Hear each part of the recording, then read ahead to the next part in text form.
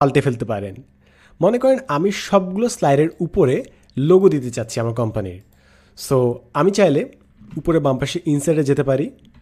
ইনসার্টে গিয়ে আমি ছবি নিতে পারি, পিকচার্স, ডিভাইস, লোগোটা নিলাম, ডাবল ক্লিক, তারপর লোগোটা নিলাম এখানে, তারপর কপি পেস্ট, এভাবে আমি সবগুলো নিতে পারি। এখন আমার যদি 100-200টা স্লাইড থাকে, প্রতিটাতে এরকম করে যাওয়া অনেক ইনএফিশিয়েন্ট। প্লাস এডিট তো খালি একটা না, অনেকগুলো এডিট থাকতে পারে। কিংবা মনে করেন আমি সবগুলো ফন্ট চেঞ্জ করতে যাচ্ছি। সো ইন দিস কেস একটা ইজি টুল আছে যেটা আমাদের কাজকে অনেক এফিশিয়েন্ট করে তোলে। ফার্স্টে আমরা যাব হচ্ছে ভিউতে। ভিউ অপশনে গেলে দেখবেন এখানে একটি অপশন আছে স্লাইড মাস্টার। স্লাইড মাস্টারে ক্লিক করলে আপনাকে এই ধরনের একটা প্রেজেন্টেশন দিবে। আমি যদি এই পাশে বাম পাশে আরেকটু উপরে যাই, দেখবেন একটা মাস্টার স্লাইড আছে যেটা নিচে সবগুলো দেওয়া আছে। এখন এইখানে যে এডিটগুলো দিবেন ওগুলো সবগুলো স্লাইডে চলে যাবে। ফর এক্সাম্পল আমি যদি এখানে ছবি নেই, ইনসার্টে গেলাম, পিকচার্স, ডিভাইস, ওই একই ছবি নিলাম, নিয়ে মনে করেন উপরে বাম পাশে এই কর্নারে বসিয়ে দিলাম। একটু ছোট ছোট ছোট, সো আমার উপরে আইকনটা বসিয়ে দিলাম।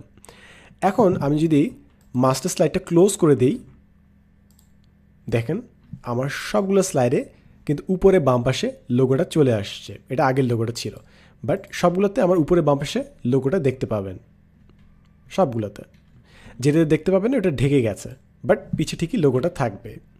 সো আপনি যদি ডেট আপডেট করতে চান, কোম্পানির লোগো বসাতে চান, জাস্ট একটা স্লাইড আপলোড করলে সবগুলো স্লাইড আপনার আপডেটেড হয়ে যাবে। এটা হচ্ছে মাস্টার স্লাইডের কাজ।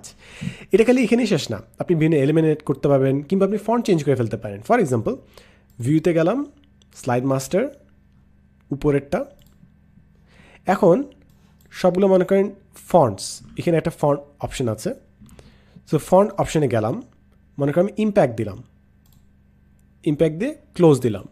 এখন দেখেন আমার সবগুলো স্লাইডের ফন্ট কিন্তু চেঞ্জ হয়ে গেছে। আপনি চাইলে স্লাইড মাস্টারে যে আরও কিছু থিমেটিক চেঞ্জ আনতে পারেন। এটা ক্লোজ করি। থিমেটিক যেরকম থিমস চেঞ্জ করে ফেলতে পারেন, কালার চেঞ্জ করে ফেলতে পারেন। ক্লোজ দিলাম, দেখেন সবগুলো আপডেটেড হয়ে গেছে এভাবে। সো এভাবে আপনি যদি স্লাইড মাস্টার দিয়ে কাজ করেন, আপনার 100-200টা স্লাইডের প্রেজেন্টেশনকে আপনি খুবই দ্রুত এডিট করে ফেলতে পারেন। হোপফুলি এটা আপনার বাড়তি প্রেজেন্টেশনগুলোতে অনেক হেল্প করবে। এতক্ষণ টিউটোরিয়ালে আমি ছিলাম সাদমান সাদিক। দেখাবে নেক্সট এপিসোডে, অ্যান্ড অ্যাজ অলওয়েজ